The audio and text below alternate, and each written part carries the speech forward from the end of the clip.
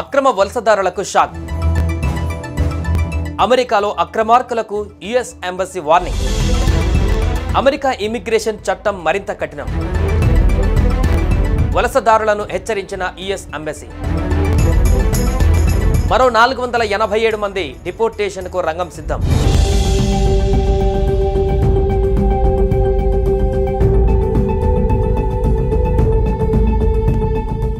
అమెరికాలో అక్రమంగా ఉంటున్న ఇండియన్స్కు యుఎస్ ఎంబసీ సీరియస్ వార్నింగ్ ఇచ్చింది.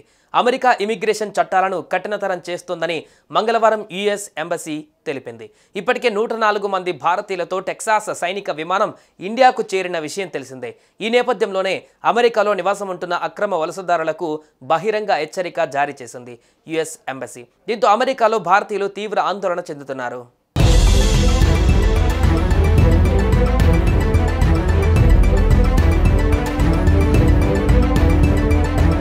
అమెరికాలో ట్రంప్ గవర్నమెంట్ అక్రమ వలసదారులపైన కఠినంగా వ్యవహరిస్తోంది. అక్రమ వలసదారులను ఇండియాకు పంపిస్తున్న నేపథ్యంలో అక్కడి రాయబార కార్యాలయం అమెరికాలో ఉంటున్న ఇండియన్స్ను గట్టిగా హెచ్చరించింది. అమెరికా ఇమిగ్రేషన్ చట్టాలను కఠినతరం చేస్తుందని యుఎస్ ఎంబసీ తెలిపింది. అమెరికాలో అక్రమ వలసదారులు నివసిస్తే ఏమాత్రం సహించమని స్పష్టం చేసింది. వీసా గడువు ముగిసిన అక్రమ వలసదారులుగా అక్కడే ఉంటున్న 104 మంది భారతీయులతో Texas US army special C-17 విమానం ఇండియాకు చేరగా త్వరలోనే పెద్ద సంఖ్యలో అక్రమ వలసదారులను ఇండియాకు పంపుతామని అమెరికా చెబుతోంది. అమెరికాలో అధికారికంగా ఇప్పటి వరకు 18,000 మంది భారతీయులు అక్రమంగా నివసిస్తున్నట్లు గుర్తించారు.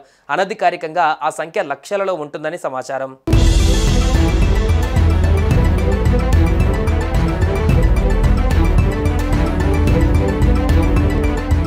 అమెరికా సిద్ధం చేసిన తుది జాబితాలో 487 మంది భారతీయులు ఉన్నట్లు కేంద్ర ప్రభుత్వం తాజాగా ప్రకటించింది.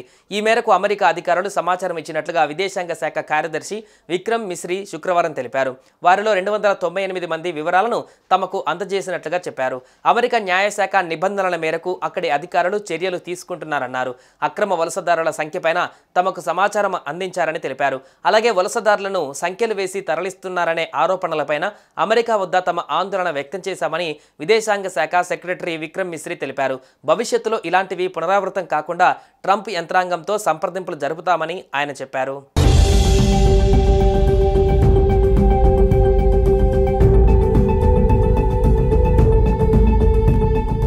మరింత మంది అక్రమ వలసదారులతో కూడిన విమానం త్వరలోనే భారత్కు రానుందని తెలిపారు. ఇదిలా ఉండగా ఫిబ్రవరి 13న ప్రధాని మోదీ అమెరికా పర్యటనకు వెళ్లనున్నారు. అక్రమ వలసదారులపైన ఉక్కుపాదం మోపుతుండగా వాటికి సంబంధించిన చర్చలు ఇరు దేశాల మధ్య ఏమైనా జరుగుతాయా అని ఆసక్తి నెలకొంది. ట్రంప్ రెండవసారి ప్రెసిడెంట్ అయ్యాక మోదీ ఫస్ట్ టైం ఆయన్ను కలవనున్నారు.